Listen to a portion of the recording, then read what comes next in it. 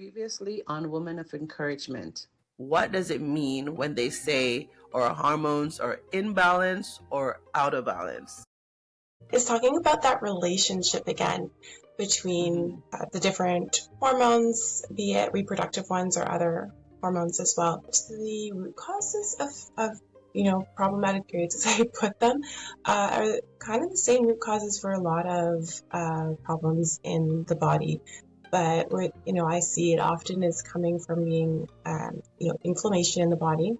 So inflammation is going to drive pain in the body, and so if you've got inflammation coming from blood sugar dysregulation, from digestive issues, from inflammatory diet, it is going to have an impact on your period. So what are some of the signs that mothers or even adult women should be looking at in order for them to know that there's an imbalance here? Let's fix it. Pain, periods. Your reproductive system doesn't work in isolation, right? So a lot of women will come to me and they're like, my doctor won't test my hormones. I want to get my hormones tested, and they're talking about like estrogen, progesterone, and primarily. And sometimes I say to them, like, actually, I don't want to test those hormones first. I want to look at other factors. Why, from your perspective as a naturopathic doctor, period pain should not be painful? Because I'm thinking, when I just started, endometriosis, why would I have that, to cause my pain to be painful? Thank you for joining us on another episode of Women of Encouragement. Here is the part 2 to the interview that we've been having with the naturopathic doctor, Dr. Catherine Newry, on the topic, why periods should not be painful. As we know, knowledge gives us power and even give us the accountability to make healthier choices. I hope you are edified. Here is part 2. And welcome to another episode of Woman of Encouragement. And I'm your host, Julie Chambers. I am so happy to be here. Extremely happy because I have my first guest with me. But before I get into that, I would like to have a Bible scripture. And I think this one we've done before, but I'm going to do it again. Why? Because I think it's appropriate for the fact that we're going to be getting information today. Okay, so the scripture that I have today is from Isaiah chapter 4, verse 6. Very well known. My people are destroyed by lack of knowledge. Because thou hast rejected knowledge, I will also reject thee, that thou shalt be no priest to me, seeing thou hast forgotten the law of thy God. I will also forget thy children. As I mentioned before, naturopaths, we do take a holistic look. So we're looking at, what are the factors that are influencing your reproductive system? Because as I mentioned, it doesn't work in isolation. And your, the medical system is looking at ways to address what you are going there for, right? So if you're going there for the pain, they're going to say, here's this for the pain, or the pain is because of fibroids. Okay, well, then we'll just remove the fibroids. And that can be a viable option for women. Sometimes by the time you figure out it's a fibroid, it's so big that shrinking it naturally might not even be a real option. So it's about, okay, it's got its massive blood supply, it's well fed, we've got to remove it. But if you don't address what caused it to develop in the first place, those underlying factors I've talked about before, you're going to have new ones grow. It's not like the same one just grew back and that's why it didn't work, is you didn't fix the reason they were popping up in the first place. Exactly. So that's where you have to find that balance between, the conventional system and in using maybe a naturopathic or holistic approach to get the best outcome. So it's not always this or that, but it's getting that understanding, okay, why is this happening? What are my options? And so naturopaths will we'll do our best to always give you all of the options. We're not against conventional medical options. We want to make sure that you're informed, that you can make the best decisions for yourself, and that we're looking at why these things are happening. And so it's just, I guess, the conventional system's kind of asking slightly different questions, and so they have and they have different options than naturopaths do. No, I would like to have a conventional doctor that shared the same viewpoint, in the sense that they'll suggest naturopathic when they don't have the answers. Kind of have that balance as well, instead of saying they're really more strict to the pharmaceutical drugs or the surgery. And yeah, they're they have a lot of training that they have to do, and it's just not part of their curriculum. So you can't ask them to be knowledgeable in something that they weren't taught. But as you said, they're trained not necessarily to do what you do. Not necessarily, not at all. Not at all. I hear you, Dr. Newry. Okay, so diet and stress and lifestyle, how does it play the role in hormonal health? It gets to the root causes, right? So your diet is there to provide you with nutrients. Our bodies are literally built from these building blocks, built out of carbs and proteins and fats. So if we're not getting enough of that, and we need the minerals and micronutrients to help the functions happen, if you're not giving your body what it needs, it can't function properly. The beauty of the body is that it can find a way to keep going. It's not always going to be a great way, but it will find a way.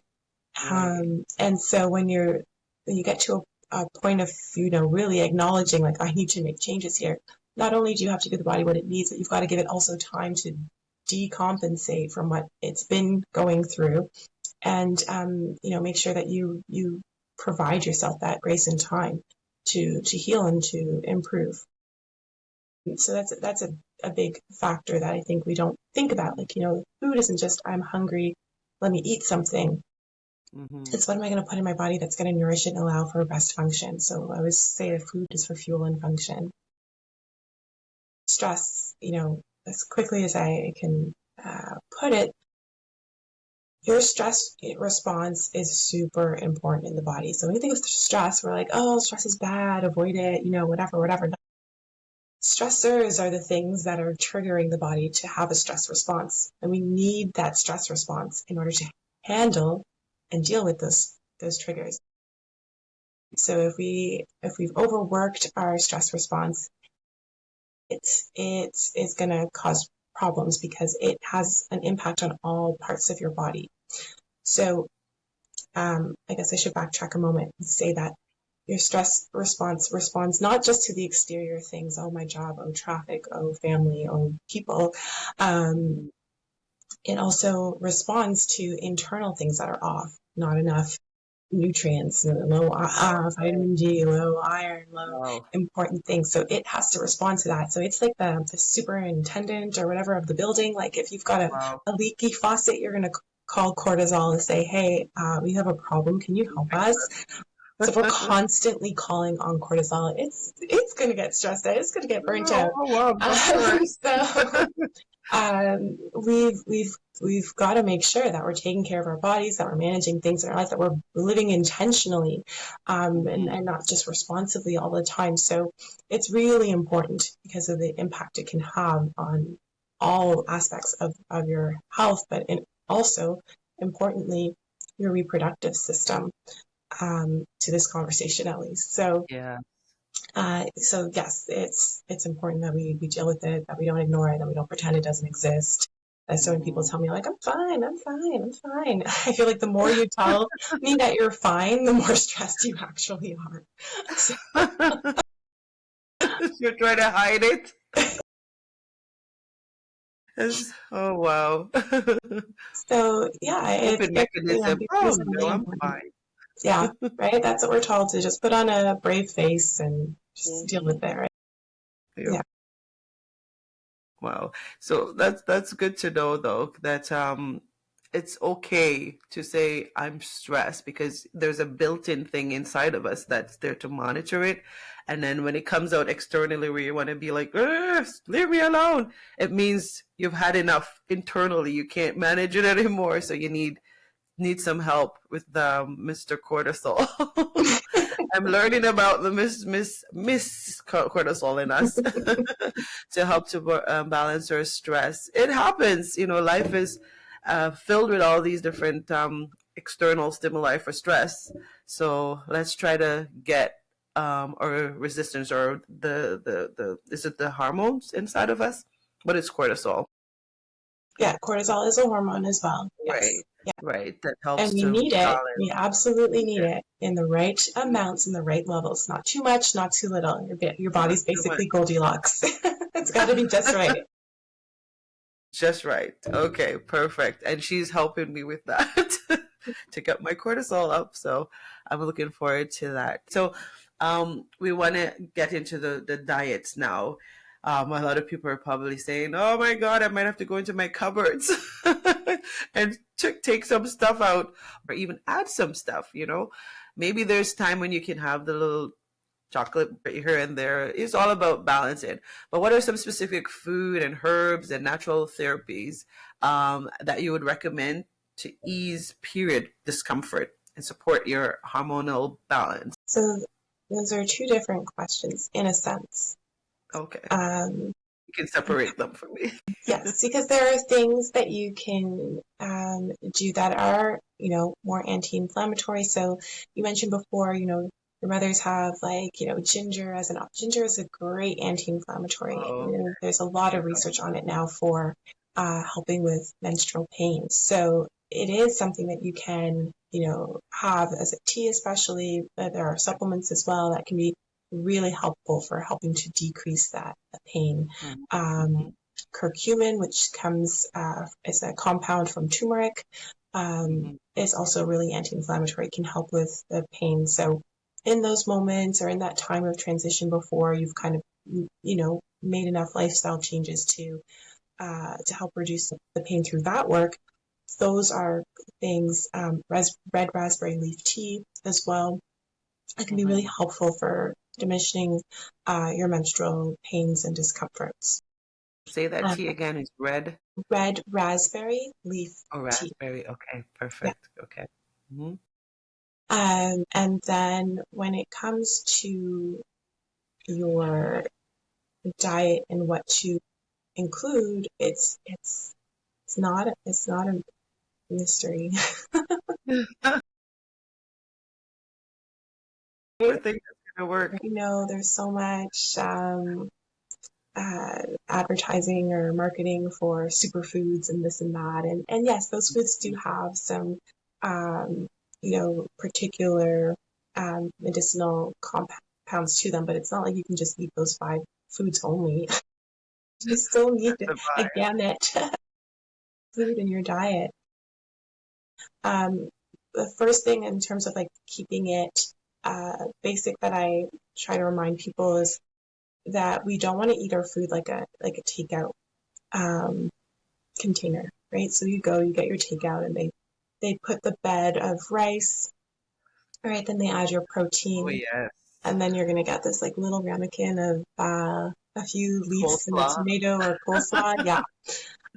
So we want to flip that. So we want to get our bed of vegetables, and we want to add our protein, and we want to add a side of carbs. Right? So when we are eating a balance of a foundation, I should say, of vegetables, we are going to get a lot of micronutrients. We're going to get a lot of fiber. We're going to get a lot of some protein in there, not as much as from your animal proteins, but you're going to get protein there as well, especially if you're focused on it. So if you're focused on getting your protein from your lentils and nuts and seeds and soy, in terms of tofu, less processed soy, edamame, beans, and that sort of thing, then you can get a lot of protein there as well. Then you want to add in your animal proteins if that's something that you're eating. It is a great way to get protein in. And I think that if you are looking to transition to being vegetarian or vegan, I wouldn't jump into it. I want to make sure you're getting a good foundation of protein so that you're like find the balance. Okay, having Right. less animal protein, making sure I'm getting more vegetarian proteins, and then just kind of bump one up and reduce and eliminate the other, just to make sure you Right. have that balance and that intentional thinking, and not Yeah. just, oh, I'm not eating meat, and then you end up Mm-hmm. eating more carbs instead. Right. Because you're hungry. And that's what happened. I lost so much weight and I wasn't getting enough food. So yeah, it was bad. I think I damaged something in my body by doing that without the proper education. Mm. And then you need your carbs, right? We Mm-hmm. need the carbs as well. It's not something that you should be trying to eliminate, avoid, or be scared of. You do need them. They're important for energy, um, and um, so you have to absolutely have some. But Mm-hmm. it shouldn't, a simple switch is just not putting it first on your plate and putting it last on your plate as a side. Right. Um, and that can make a big difference in the balance of your foods. But Mm-hmm. it's not magical. There's not a secret thing that we're all keeping behind. Mm-hmm. You just don't know. You know you need to eat your vegetables. You don't You know know. it. You've been told from you're a child, eat those greens. But what type of vegetable? Because I mean, we could think about, lettuce, the garden salad, which one in specific, or is just any vegetable? That is a great point. Yes, I mean, Mhm. you're just having coleslaw, and you're likely not getting the gamut. The more Right. colorful, the more deeply colored your vegetables are, the better Hmm. they are going to be for you. So you do want to get a variety of your dark leafy greens, your Hmm. colorful, peppers, your I can't even think of vegetables right now. Your purples, your Broccoli, eggplants. broccolis. Oh, yeah. Your broccoli, the cruciferous vegetables are super important for like supporting Hmm. detoxification of your estrogen. So Hmm. that includes, actually, I think kale is a cruciferous vegetable, but your broccoli, cauliflower, Brussels sprouts, Hmm. um, cabbage is in there, turnip. Um, Hmm. yeah. So it's making sure you're getting uh, a variety. So some Hmm. people will say, well, I only like to eat, carrots. You may Or have lettuce. to, yeah, you will have to explore and find different ways to get creative and hide it, put it in a Hmm. soup where it's less, noticeable, or in a stew or something. Um, Hmm. but you've got to get your vegetables in. Yes, Dr. Newry, listen to the doctor. We need our vegetables. It's interesting that you mentioned it because I did have a takeout and it was so lots of rice in the bottom of it and, the different addition to it. And I was going to eat, but I remember your meal plan. And he was like, just this much carb. And I'm like, okay, I got to take the rice out. So it does work, the meal plan that she offers after she has her conversation with you and does a little bit of test and here and there. But I'm jumping the gun. So let's go to the next question. And this is how long does it take to see improvement when making natural changes to support the hormonal health? And I think this is where a lot of people say, "Oh, it doesn't work," and they give up. But you give an insight as to how long. Some changes can happen quite quickly. I'm not talking about full resolution, Mm-hmm. but I've had people make changes and say the next month, like, oh, I've noticed a little less pain. Notice, Mm-hmm. shifts. It doesn't have to take long to start to notice improvements, but in terms of like full resolution, that could take months for sure. 3 to 6 months, depending on you. Sometimes Right. how Right. quickly you implement things, how consistently you're implementing things. Yeah, but you can start to see shifts very quickly. I mean, relatively quickly. I think a month. For me, that's quickly. But Oh, that know, is. pain.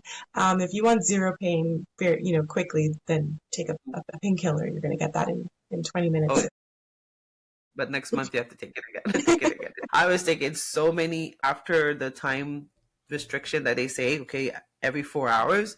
I was making sure that the minute doesn't pass. I was that bad with taking the pills, and obviously that's making damage or creating damage in your body as well, for sure, right? We can probably speak to that topic because the pills, the birth control. What is your recommendation on that? Because that's been offered to young girls at a tender age. Because I started at 14, but you have girls who have started their menstrual cycle at like 8, 9, 10, and God forbid if they're having like chronic pains from that age. What's been offered to them at such a tender age.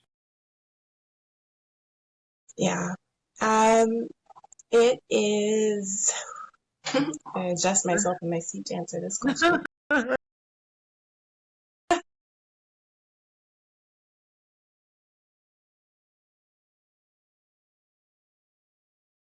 I'm always weary of adding estrogen to a situation where someone may not be processing their estrogen effectively, and that might be a contributing factor. Right.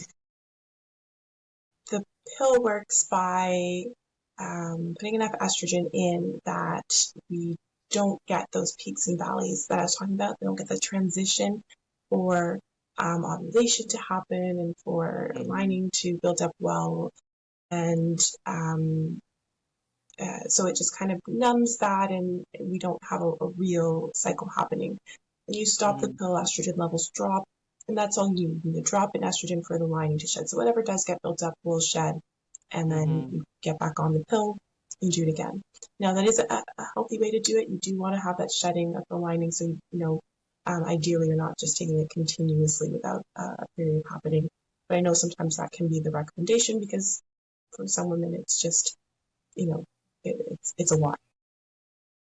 And I'm not saying that people shouldn't do it if it's your option, if it's your choice, if you're using it also for real actual birth control, that can be an option. But if someone's going to try that, I would suggest maybe doing an IUD as an option. It's not estrogen based, it's progesterone, or you can have it be non-hormonal as well. And there are pros and cons to doing that we don't have time to get into today.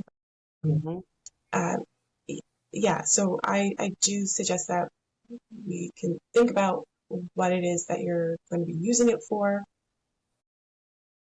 Sometimes I will say, you know what, you're on it right now. Let's work on some stuff first before we have you come back off of it so that we can have some foundational support in advance. The body. Because their experience has been so significant. I don't want them to just jump right back into the pain and debilitation and make it harder for them to implement some of the work that we're trying to do. Because I understand when you're in pain, when you're so tired, when it's hard to do sometimes the things that you need to do. So, sometimes it can be an option in the short term to help you kind of manage while you do other things. So I'm not, saying it's a no, it's a hard no. And I'm saying you've got to be informed as to, what it's doing, how it's working, what are the benefits going to be, what are the negatives that could be happening, and what do we really want to be addressing to get the best outcomes. Absolutely. And we're coming down now with the last few questions, Dr. Newry, but advocacy is so important as a woman. And I guess that's why we're speaking the way that we're speaking, or even having this conversation, for women to stop and ask questions, right? And get information. So how can women advocate for themselves in the healthcare setting, and where their symptoms might be dismissed or minimized? Because I know as growing up, sometimes I couldn't even explain or mention that I was having, the pain that I was having, because not everyone has it, and so it would seem like I was pretending. So, and and I mentioned before, I want to be that voice, to tell mothers, tell caregivers, tell even husbands, listen to your wives, or daughters. They are having some serious issues, so how can they? Yeah, that's so important. Mothers, husbands, whoever believe them first and foremost. Um, How I bad can it get? Yeah, I was lucky. My mom said to me once when I was older, she was like, you know what? I never had period problems. And when you were, crying and complaining, I thought maybe you were just faking it. Like I didn't want And to it, say that or anything. And she believed me. She always, came to help me, took me to the doctor, whatever. But yeah, believe them. It's not fake. Um, be prepared when you go into the office with your questions.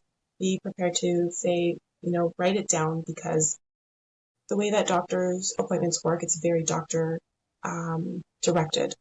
They ask you certain questions, and so that they can get specific answers, so they can check the box as to whether it's a diagnosis and move on and get you in and out as effectively as possible, getting the information that they need to make the diagnosis that they need to make.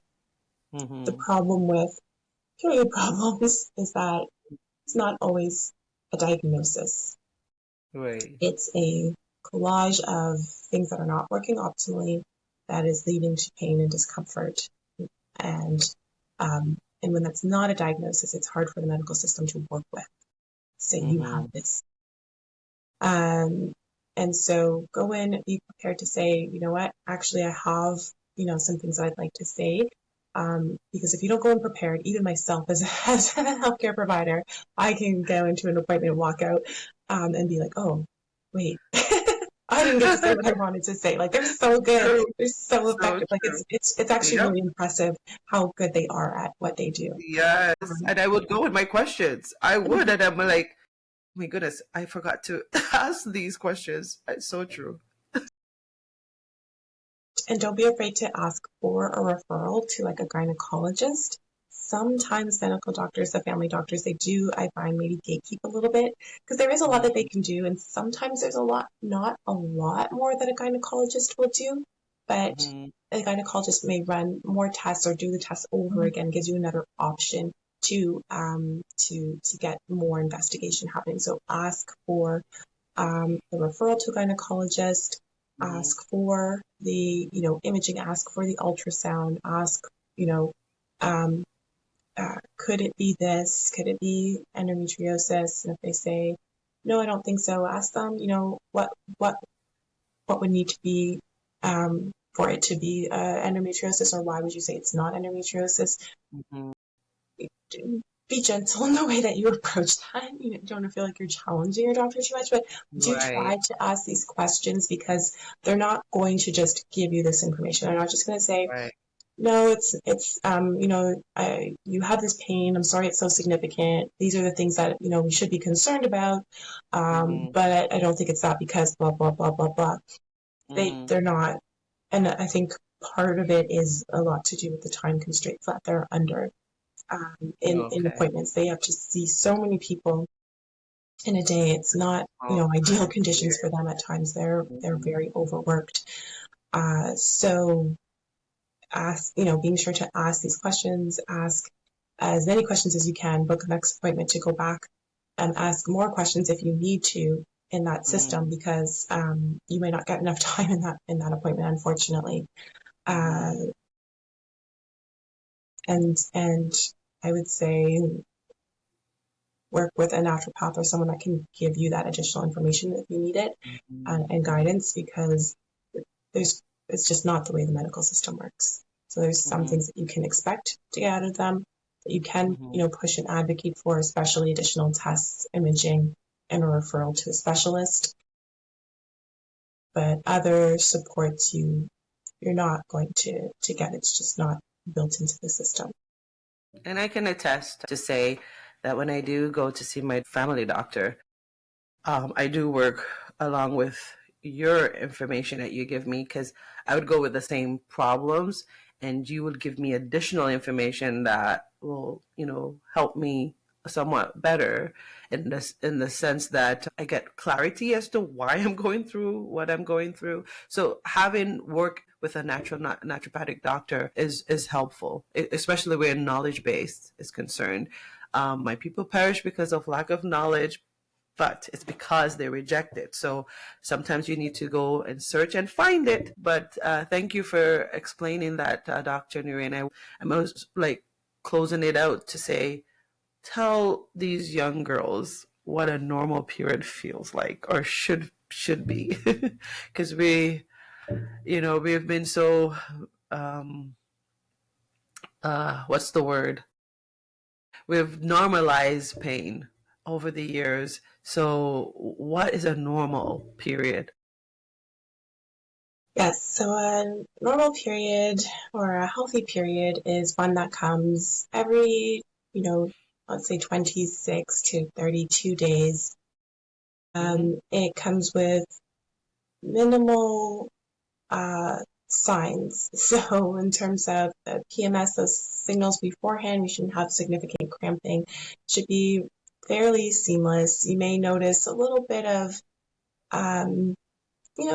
changes in how your body's like reacting emotionally to things. You may be like, I don't want to do this as much. I don't want to be around people as much. It shouldn't come with irritability and snapping and or tears and like super emotional fluctuations. And extreme pains and breast tenderness and whatnot. Sometimes, I weigh myself because I find it interesting to see the fluctuations in my with my hormones, not for any other real significant reasons. But you may notice that like, oh, there's a few more pounds on the scale because of the bloating, that natural bloating that happens. But it shouldn't be a painful, uncomfortable bloating. But you may notice a little bit like a little tighter on the pants and whatnot. Something that you can't necessarily completely avoid. Right. But it should be fairly, minimal. Your period should last about 3 to 5 days. And you'll notice it'll probably be a little bit heavier on the first couple of days and then start to lighten up on the third and fourth day and, be minimal to gone by 5-6 days. And it should be a relatively smooth process. You're changing your pad maybe on your heaviest day every 3 or 4 hours, and not, soaking through anything, not having to worry about when you go to bed. You don't have to change it in the middle of the night or anything like that. Like, yeah, fairly smooth. Well, ladies, we can have a normal and natural, whatever Dr. Newry just explained. We can have it in our lives as a month-to-month menstrual cycle experience. And I want to give you this opportunity to talk to one myth. And I know we probably spoke about it, or a few. One myth about women hormonally and health that you wanted to debunk once and for all, like something that's like is an irritation when you hear people say it. What is that one thing?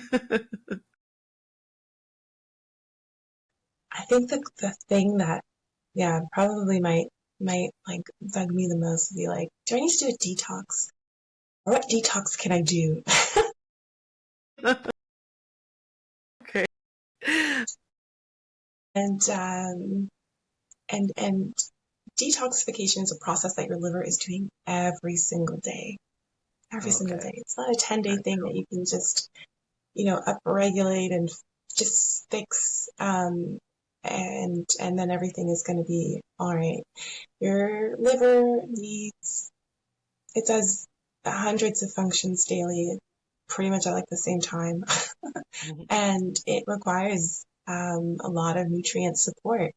And so it's not a thing that you can just say like, oh, I'll just do this for 10, 20 days and it's going to be fixed. This is a daily thing that you need to make sure that you're supporting this process. And a big part of it is going to be in making sure you're eating a nutrient-dense diet that is supporting its function. Yeah. liver is so important. I'm learning these days. So it's just a matter of getting it healthy and keeping it healthy, and then it will do its process of detoxification overall. Thank you for that, Dr. Newry. So, word of encouragement. Just leave that word of encouragement or a truth to a woman with listening today and hearing all this information um, about their symptom, to encourage them about their symptoms. I know you're an option for them to come to, but what would you give to a woman listening today? I want to say that, first and foremost, these things are not in your head. You're not um, wrong for thinking like this is not something that I want to be experiencing every month, that I should be experiencing every month, and knowing that there are options for you and that you can take action, you can have an impact on your body. It's not broken. It just might need a little bit more support. And so finding out how it's functioning and what it needs is a possibility for you, and that you have the power to influence and change and affect how it works. So I hope that that is empowering. I hope that that, Absolutely. gives you something to work with, and not just feel like there's nothing that you can do. There are things that you can do. Good. Thank you, Dr. Newry. That is empowering. And I hope it's also encouraging to know that, what you're going through, women, sisters, is not for the rest of your life. This is not how it needs to be for the rest of your life. So you've been given knowledge, some insights, and Dr. Newry is definitely here. You can get our contact information. Dr. Newry, could you tell us where the women, if they're searching to find you as a naturopathic doctor, where they can find you? Yes, they can find me online on Instagram, Dr. Dr. CatherineDury.com, and I'm sure you're gonna maybe put that information in the comments, and they can schedule a free consultation with me to see if working with me would be a good option for them. They can join my newsletter list to get some information on what they can do, simple things that they can be doing daily to help take care of themselves. And I can also help point you in the direction of other supportive healthcare practitioners like pelvic floor physiotherapists, chiropractors, others that can help you with your healthcare journey. Perfect. Thank you, Dr. Newry. My people perish because of lack of knowledge, and it's because they reject knowledge. And so the knowledge comes in various ways. And so the Lord is speaking to us today, woman. Get that knowledge so you can fix the problem, because I believe that the food of the land, the natural things that are out there, was made before the pharmaceutical industry came about to help us. And that's how our forefathers were and mothers were getting their healing and even having a healthy lifestyle. So let's go to that option. If what you've been doing has not been working, and they say about doing what you're doing, expecting a different result, if it's not working, change it. And so I'm grateful for the Lord to giving us this opportunity to join with Dr. Newry today, and her using her knowledge to answer all those questions that I've bombarded her with. There were a lot of questions, but thank you, Dr. Newry. You answered them well, and they were very informative.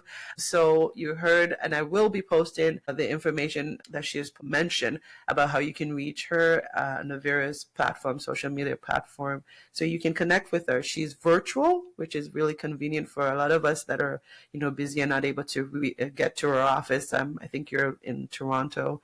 But you can reach her virtually. Thank you once more, Dr. Newry. God bless you. You've been a blessing to our podcast session this time around. And I'm pretty sure everyone that's been waiting to have you come on, they are glad that the information that they received, a lot of questions were answered.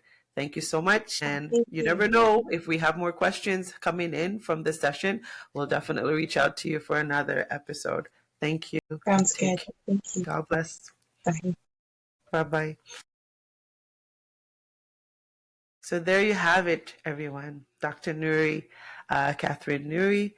And as I mentioned, she will be able to come back if there's more questions.